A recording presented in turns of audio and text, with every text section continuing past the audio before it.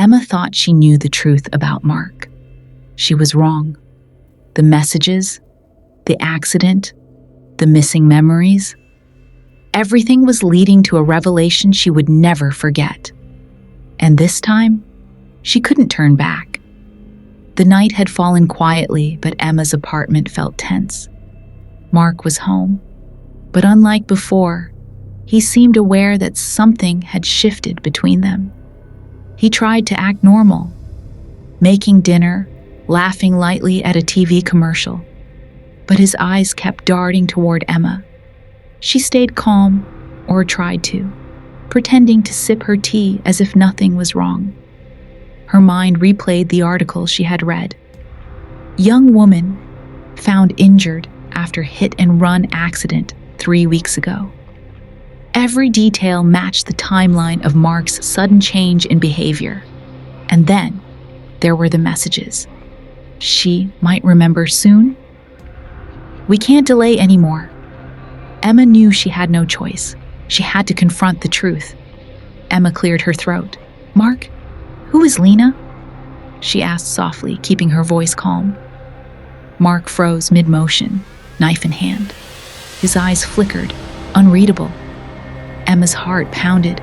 She had never seen him like this. Mark put down the knife slowly and turned toward her. Emma, I didn't want you to find out this way, he whispered. Emma felt her pulse spike. What is happening, Mark? Why all the messages? The accident? The girl? Tell me the truth.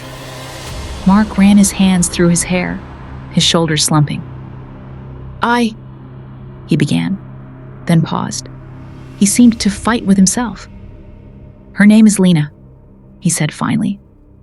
And she's alive, but she doesn't remember anything. Not her past, not the accident, and I've been trying to protect her. Emma's eyes widened. Protect her? From what? Mark swallowed hard. From someone dangerous. The driver was not careful. I wasn't responsible for the accident, but the people who were involved, they think I know too much. Emma's stomach churned. She didn't know whether to feel relieved or more terrified. And the messages? She asked, her voice trembling. Mark hesitated. The messages were my plan to keep her safe. I had to make sure everything stayed quiet until I could figure out what to do. Emma stared at him. For the first time, she felt fear. Not for herself, but for Mark. Before she could ask another question, Mark's phone buzzed. A new message from Lena. I remember something. Please, tell me the truth. Emma's hands shook as she looked at Mark. He looked pale, and then she noticed it. The timestamp. The message had been sent minutes ago, when he had been home with her. Emma's mind raced. So, Lena remembers now? She asked. Mark nodded. And that's when things get complicated. Because if she remembers, everything we've been hiding will come out. And the people after her, they won't stop. Emma felt panic rising. People? Who are these people? Mark, why didn't you tell me? Mark ran his hands over his face. Because I couldn't. I couldn't risk you knowing. They would come after anyone connected to her. And I love you, Emma. I couldn't risk you being hurt. Emma backed away slowly, still processing everything. And then she heard it. A faint sound outside the apartment.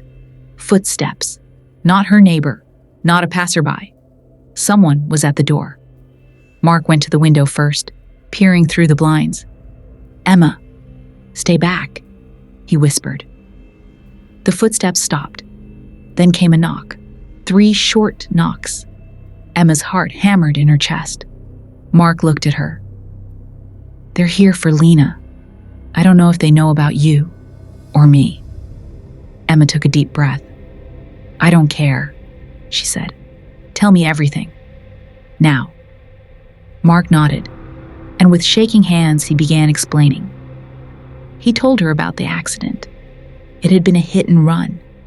Lena had been in the wrong place at the wrong time.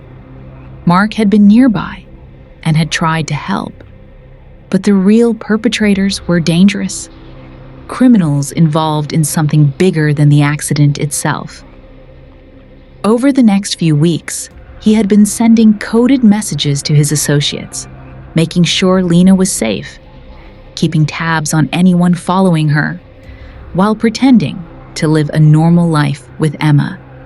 Every strange behavior, every late-night message, every deleted text was to protect Lena and keep Emma safe too.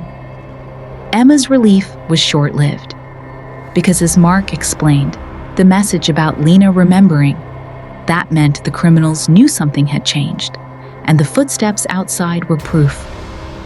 "They're here," Mark said quietly. Suddenly, the door handle rattled. Emma's pulse skyrocketed. Mark grabbed her hand. "Stay behind me." The door was kicked open. 2 men stepped inside, faces hidden under hoods. Emma gasped. Mark stepped forward, calm but ready. "This ends now," he said. The men lunged.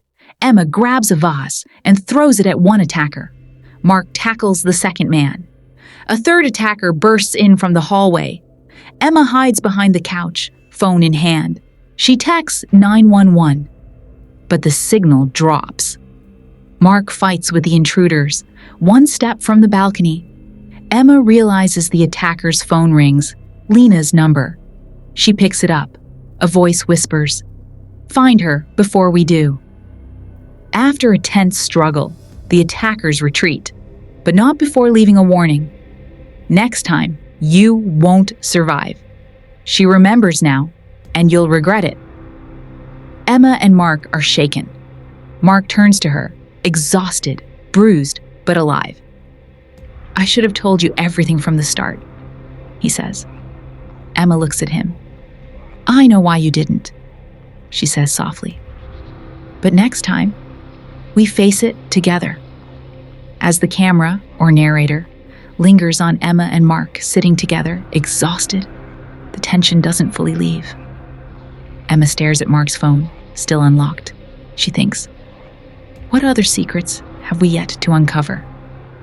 And then, the phone buzzes again. New message, unknown sender. Emma's eyes widen. She remembers everything now. You can't hide her anymore.